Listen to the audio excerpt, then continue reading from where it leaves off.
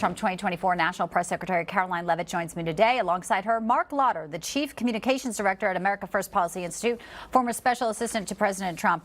You know, as we watch the somber mood there and clearly the loss of a hero in the NYPD to 21 priors in this suspect, yet we have Biden not going there. He's going to be doing a fundraiser expected to take in $25 million. So they're basically having a great time tonight at Radio City Music Hall with celebrities. But for the family of Diller, Karoline, tonight they'll be planning for his funeral on Saturday. It does seem like a sharp contrast here.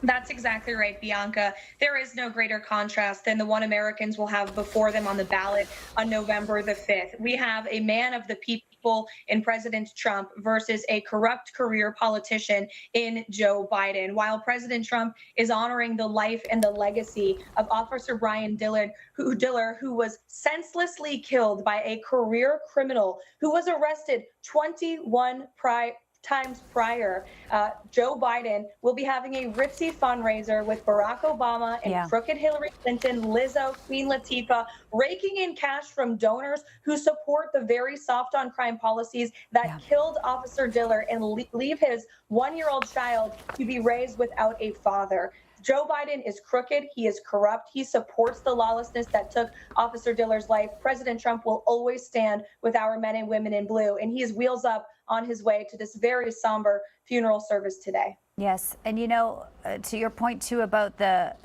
career criminal, the person who was in the car also that didn't pull the trigger had 14 priors as well on the streets in New York today. I'll put up that letter again from the Benevolent Association sent to everyone in the NYPD because it is powerful. Christina, you know, touched on some of it, Mark, but they are calling out folks in the city council saying, you know, they're just as guilty here. And when we look at, you know, Joe Biden, not only is he going to be with all these elites that we'll see today and they're at Radio City Music Hall, you know, he's not just, you know, being called out for not being a man of the people.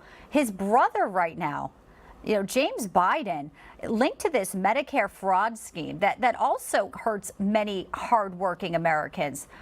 That's not getting any play as well. So, I mean, outside of the tragedy today, but we look at, you know, he wouldn't say Laken Riley. He was shamed into saying that. His brother's connected to something. How does he continue to go on to some of these places and say how he's fighting for Americans? It just doesn't hold anymore.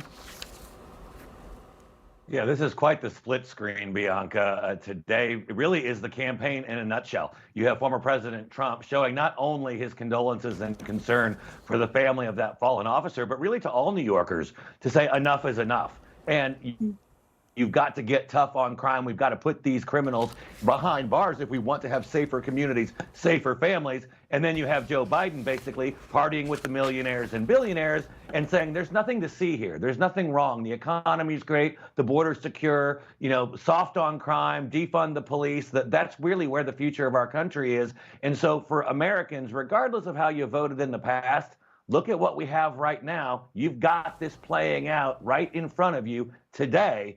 It is really a tale of two campaigns.